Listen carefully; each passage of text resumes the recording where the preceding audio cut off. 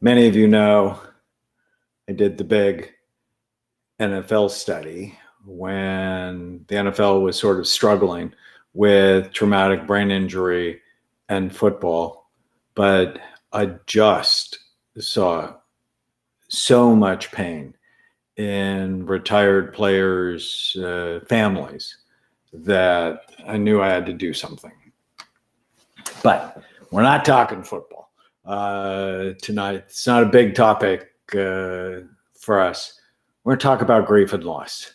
And I know they're feeling it in Kansas City, but quite frankly, people are feeling it all around the world. And our older population, some of you think I'm in that group. No.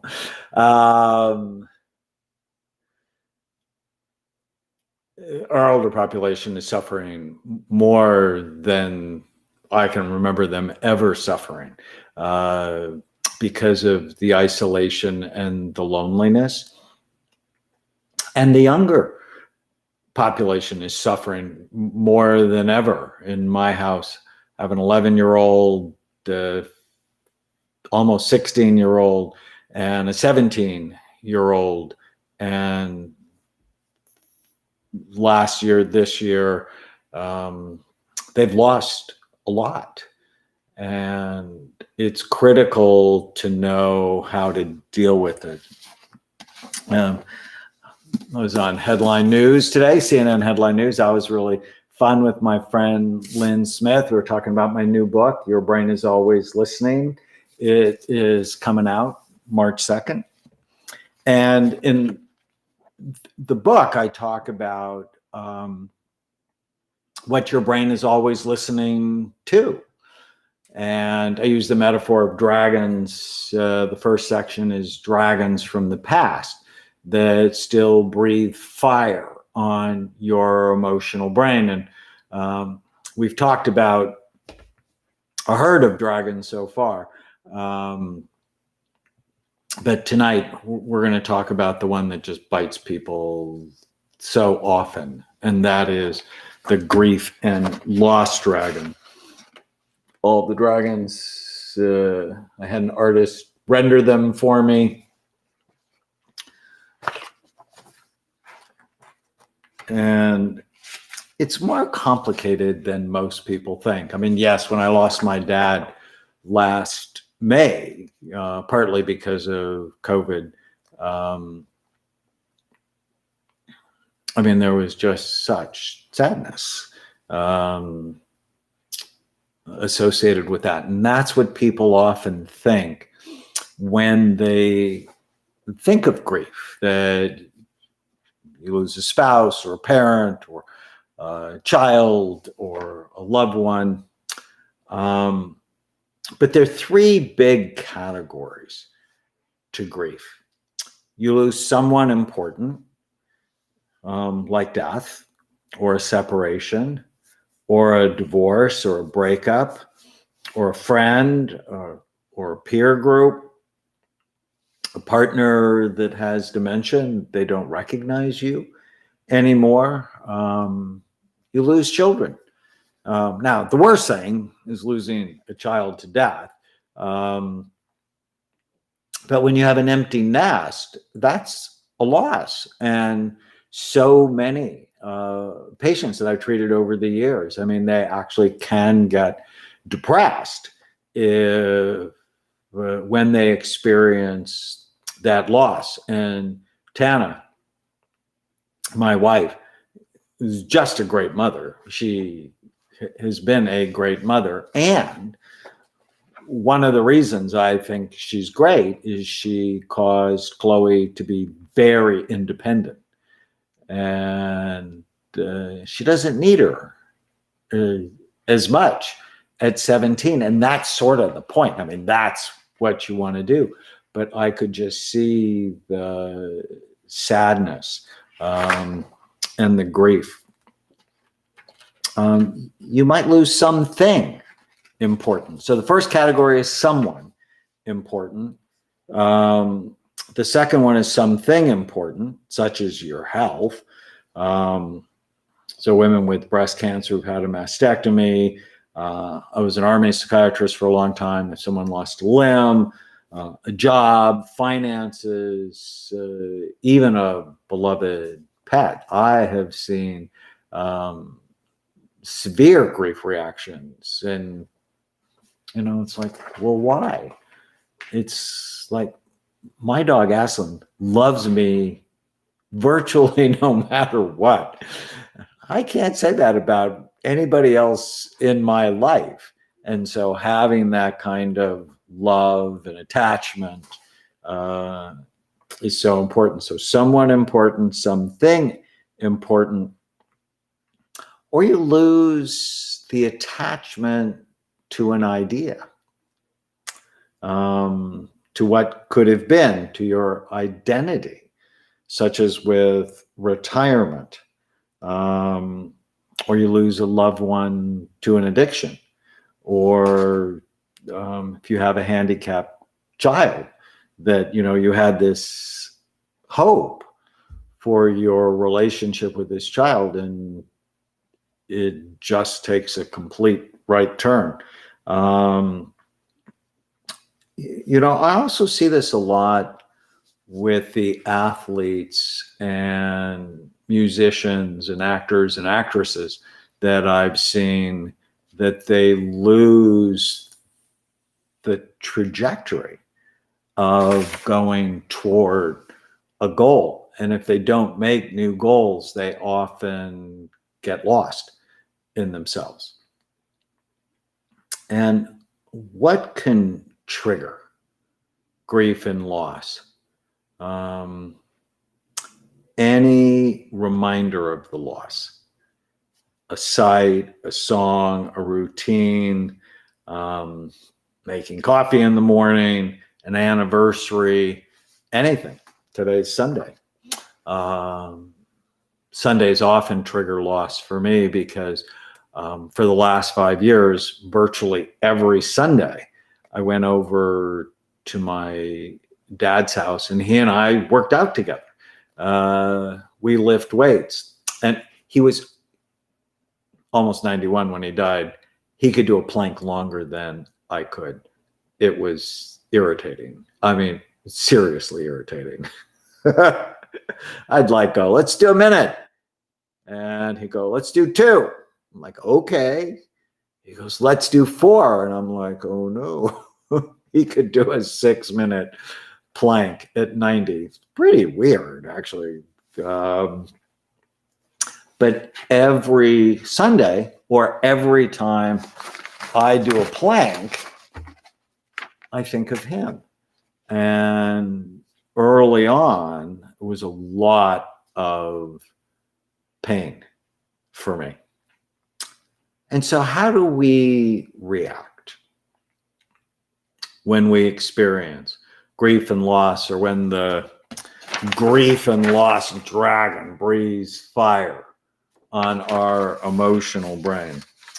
Well, it can be shock, anger, sadness, guilt, numbness, anxiety, insomnia. I remember when I lost someone, it was about 16 years ago. I mean, someone I really cared about. And she went away. And for like 6 months, I was completely not normal. Probably most people know me and go, well, he's sort of never normal. But I wasn't myself. I couldn't sleep. I had chest pain. I had diarrhea. It was just like my whole nervous system was out of whack. And that's how people react. It's like your brain is still looking for something that's not there. Loneliness, physical stress symptoms, and chest pain's very important to get assessed. So I had chest pain when I went through that period of grief, and I went to the cardiologist and my heart was just fine. What happens with grief, it's a different kind of stress that causes your ventricles, one of the chambers of your heart, actually two of the chambers of your heart, to beat erratically. And that's what causes the chest pain. But my heart was fine. My assistant, who I adore, Kim, while she's working with me, her fiance died of a heart attack in her arms. And she had crushing chest pain. And my first thought was, it's grief. But the first thing I said is, it's probably grief. You need to go to the cardiologist. Well, we actually found out she had 95% blockages in her coronary arteries. His death likely saved her life.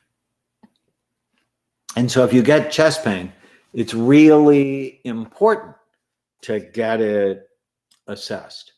And the chronic exposure to cortisol, stress hormones, actually shrinks the cells in your hippocampus, one of the major memory structures of the brain. And so having memory problems during periods of grief and loss are very common. So what to do? How to tame the grief and loss dragon. Let's talk about 7 things. 1, you want to start healing as soon as possible. I knew when my dad died, I wasn't just going to feel bad for a long time. I was going to feel bad. In fact, I sat, this is in my office, in the chair I write in, and I just played his voicemails. And I played them over and over again. I wanted to feel how much I loved him, how much he loved me, the sadness. I wrote him for his funeral. I wrote a poem that's actually, I put it in the book. I won't go over with you, but it's beautiful. Get the book.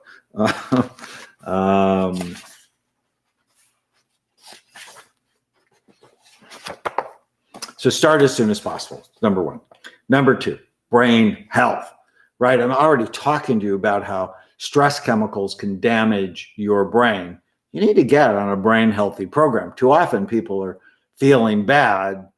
They're smoking pot, they're drinking alcohol, they're eating a lot of sugar. They're doing things to medicate themselves that actually make them worse and perpetuate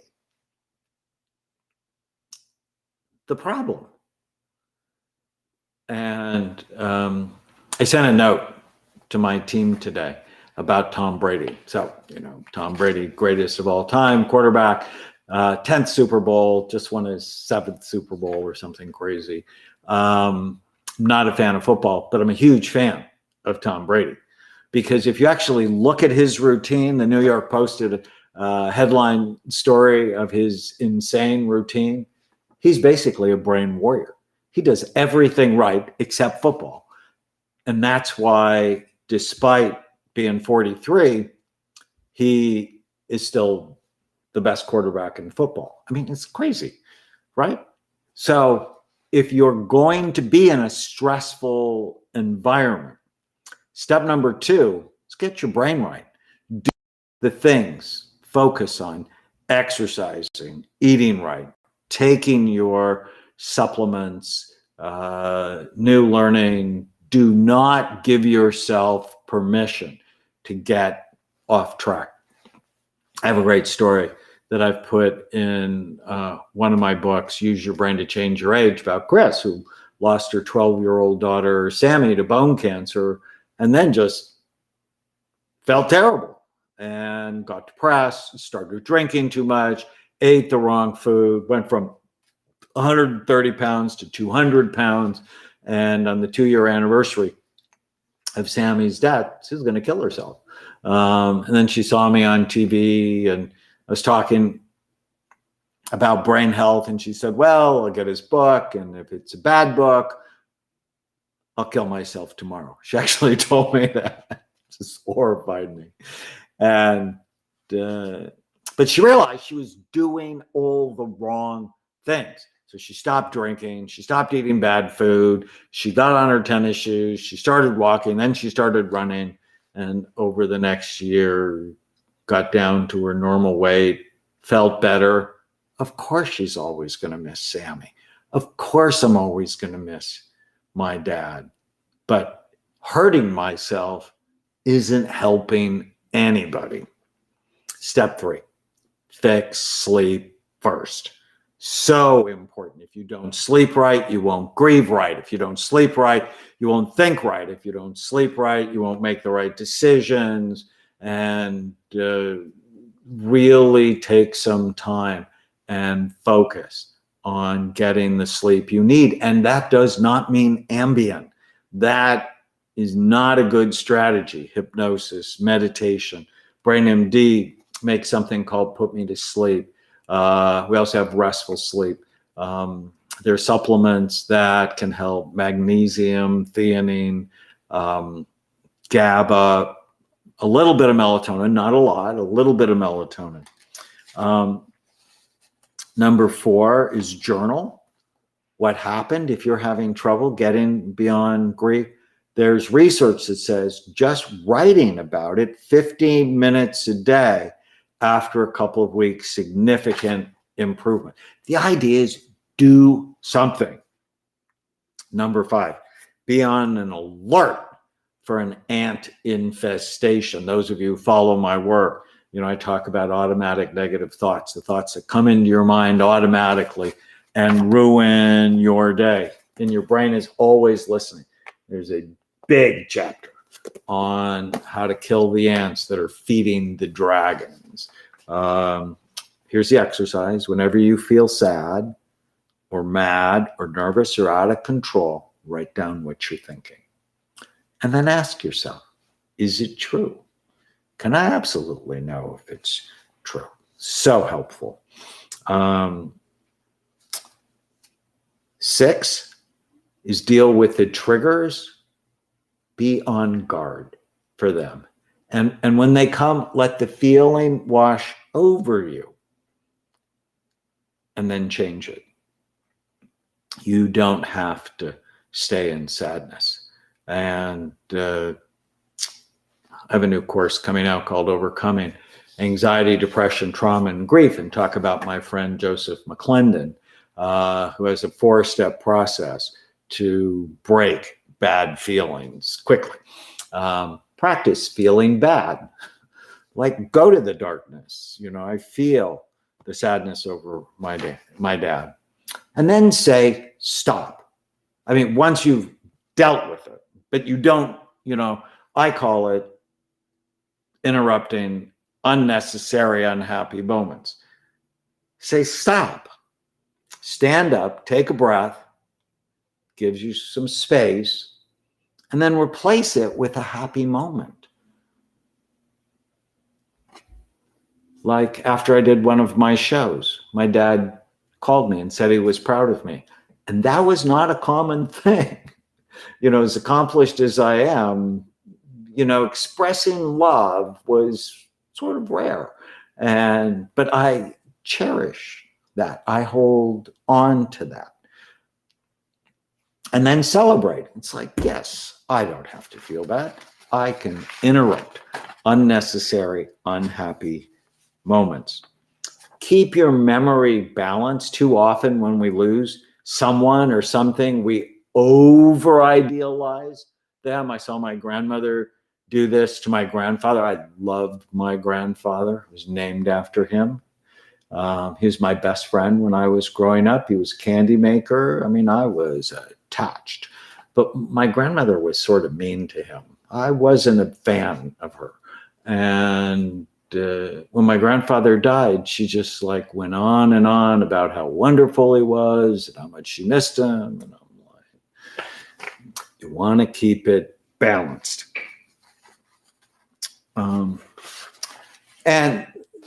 the bonus strategy, you're still struggling, get help. Sometimes grief and loss can get stuck in your brain. So I've actually published scientific studies on how trauma gets stuck in the brain, and grief often becomes traumatic. And there are treatments that can help. Now, for me, I don't just reach for, oh, take this or that medicine, but supplements like Happy Saffron or serotonin mood support can often be very helpful too. So I hope you're finding this helpful. Tuesday night, February 9th, 5 o'clock Pacific time, I am going to go live for 90 minutes. It's a special event. I'll put the link below. yourbrainisaliwayslistening.com/event.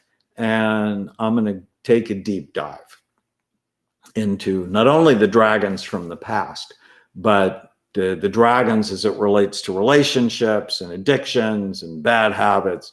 I'm really excited. We're going to have a lot of fun. So sign up. You can also order my new book, Your Brain is Always Listening, if you go to yourbrainisaliwayslistening.com. And if you pre-order it, I'm actually giving away a free bottle of Happy Saffron, along with some other wonderful gifts. So I hope you have a great night. If you're struggling with grief and loss, use some of these tips. I know they can be helpful to you. Take care.